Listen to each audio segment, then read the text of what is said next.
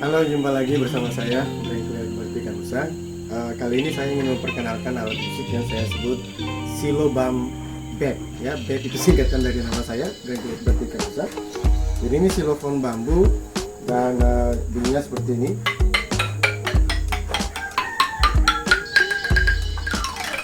Nah, yang membedakannya dengan silofon-silofon yang pernah ada itu seperti ini. Jadi ini nada fa. Ya.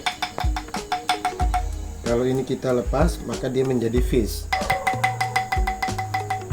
Ya, jadi ini adalah pengembangannya, dan ini menurut saya sudah suatu kreativitas yang bermanfaat untuk pengembangan alat musik ya.